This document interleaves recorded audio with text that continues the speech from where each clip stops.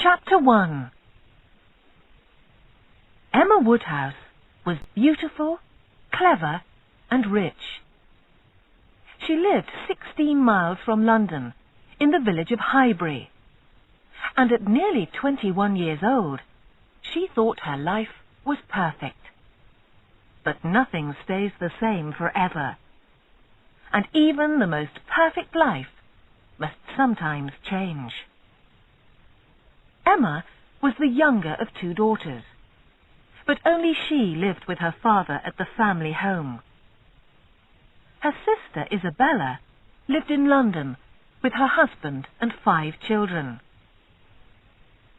Emma's mother died when she was only 5, and so her father found Miss Taylor to live with them at Hartfield and look after his 2 daughters. Miss Taylor became their teacher and friend, and even after Emma had grown up and didn't need Miss Taylor as a teacher any longer, she continued to live with them and was part of the family.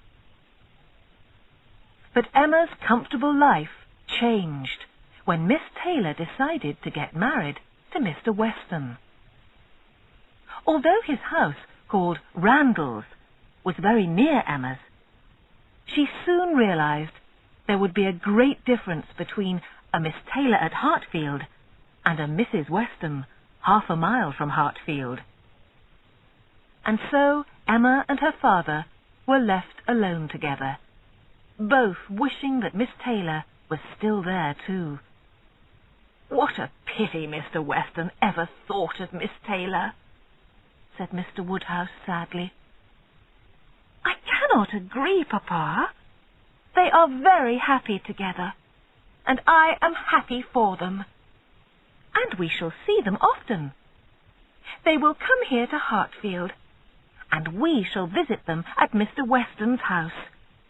We shall always be meeting." But although Emma tried to make her father feel happier, she was just as sad as him. As they sat together playing cards on the evening after Miss Taylor's wedding, their friend Mr. Knightley came to visit them. His brother John was Isabella's husband, and he had just returned from their home in London. "How was the wedding? Who cried the most?" "Everybody was on and looked their best," said Emma, "and there were no tears." "But I know how sad you must feel, Emma," said Mr. Knightley. "Yes, but I am happy that I made the match myself 4 years ago. People said Mr. Weston would never marry again, but I saw the possibility of love," said Emma. "And now Miss Taylor has left us," said Mr. Woodhouse. "So please do not make any more matches that might break up our circle of friends and family, Emma." Mr. Knightley did not agree with Emma. "I cannot see why you think you succeeded. It was no more than a lucky guess," he said. But Emma would not listen. She was sure it was because of her help that Miss Taylor had married Mr. Weston. And now she had the idea of making another match. "Mr. Elton, the vicar, he is such a good and handsome man. Everybody says so. And today, in the church, I could see that he would like it very much if it was his wedding. I wish I could help him to find a wife." "Leave him to choose his own wife," laughed Mr. Knightley. "He is 27 and can take care of himself." Mr. Woodhouse often invited his neighbours to Hartfield for an evening spent playing cards. Emma was happy to entertain their friends, although many of them were closer in age to her father than to her. But on one of these evenings, Emma was luckier, because one of their neighbours brought a young friend with her. 17-year-old Harriet Smith had been a pupil at the school in Highbury and was still living there with the head teacher because she had no living family. Harriet was very pretty, and she and Emma immediately became friends. Harriet was very impressed. She thought Emma was wonderful, and the surroundings of Hartfield were much better than she was used to. Emma liked Harriet a lot and wanted to introduce her into good society. But first, she would have to help by teaching Harriet a few things. She decided this was a very kind and thoughtful plan. After that evening, Harriet spent a lot of time at Hartfield, and she and Emma were often together. Harriet told Emma about her school friend, Elizabeth Martin, and her family, who she had stayed with in the summer. Emma heard about the Martins' farm, and as she listened, she began to realize that Mr. Robert Martin was not the father of the family, but the son, and he was single. "Tell me about Mr. Robert Martin," Emma said, and Harriet did tell her. He was kind and clever, she said, and she liked him a lot. Emma thought a farmer was a most unsuitable friend for Harriet, and knew Mr. Elton, the vicar, would be a much better husband. She turned their conversation away from Robert Martin. "If you compare him to other young men, you will certainly see a difference. For example, Mr. Elton is a perfect gentleman. Did I tell you what he said about you the other day?" she asked, and told Harriet how beautiful he thought she was. Harriet was very pleased, and suddenly seemed to want to talk less about Mr. Martin. "I think Mr. Elton likes you a lot. Remember how he wanted me to paint a picture of you, and how he sighed over it when I had finished?" The painting had been Emma's idea at first, but when he heard about it, Mr. Elton was immediately enthusiastic and thought it a very good suggestion. Emma painted Harriet in the garden, and Mr. Elton wanted to watch. But he walked about so much and asked so many questions that it became difficult for Emma to think about painting and for Harriet to think about standing still. Finally, Emma asked him to sit down and read something to them. When the picture was finished, Mr. Elton thought it looked exactly like Harriet, but not everyone agreed. "The picture is a little too beautiful around the eyes," said Mrs. Weston. "Not at all," replied Mr. Elton. "Miss Smith is just as beautiful as Miss Woodhouse has painted her." Mr. Knightley knew Emma very well, and was always honest with her. He said, "You've made her too tall, Emma." "Oh, no," said Mr. Elton. "Not too tall. Exactly right in my opinion." That was when Emma first began to see the possibility of a match between them, and had great hopes that it would happen. Then Harriet had started talking about Robert Martin, and Emma worried that he might spoil her matchmaking plans.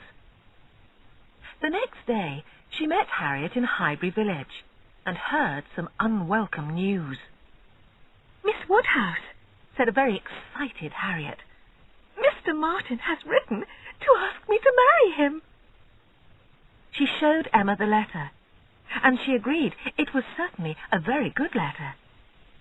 "So good that I wonder whether his sister helped him to write it," she said. "How shall I reply?" Harriet asked. "I cannot tell you. It must be your own letter," Emma replied. "But I am sure you will write it so that he will not be too unhappy." "So, you think I should refuse him?" said Harriet sadly, looking down. "I shall not advise you, This is something you must decide yourself. Harriet was silent. She looked at the letter again. I had no idea he liked me so much, she said. Emma decided she must speak to save Harriet from an unsuitable marriage. Harriet, if you doubt your answer, of course you should refuse him. If you cannot say yes immediately, you must say no.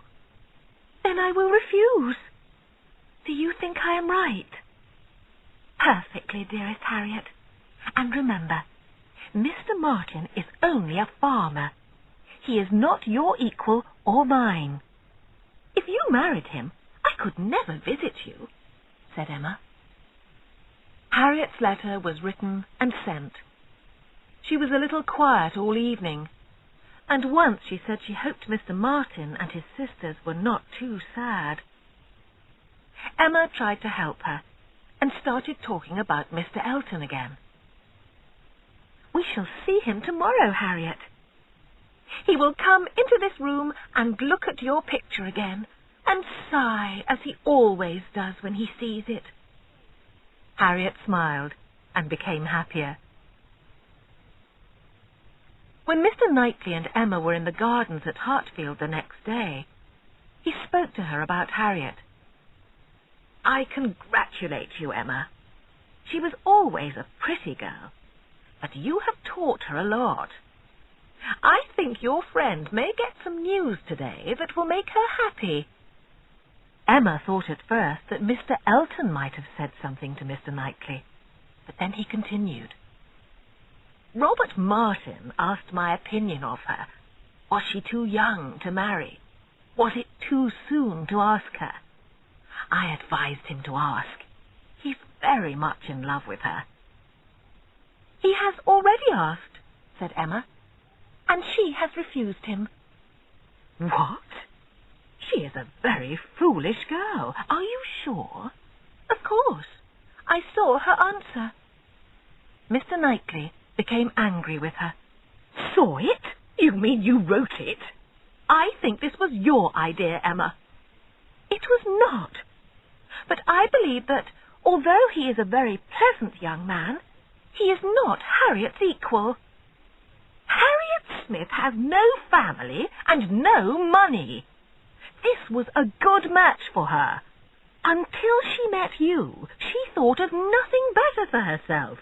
But you have filled her head with ideas of high society and of how beautiful she is. She was happy enough with the Martins in the summer. Emma was unhappy because he was so angry with her, but she would not agree that she had been wrong. Now she knows what gentlemen are, she sees him differently. Now she is looking for something better. Remember, Emma, sensible men do not want silly wives.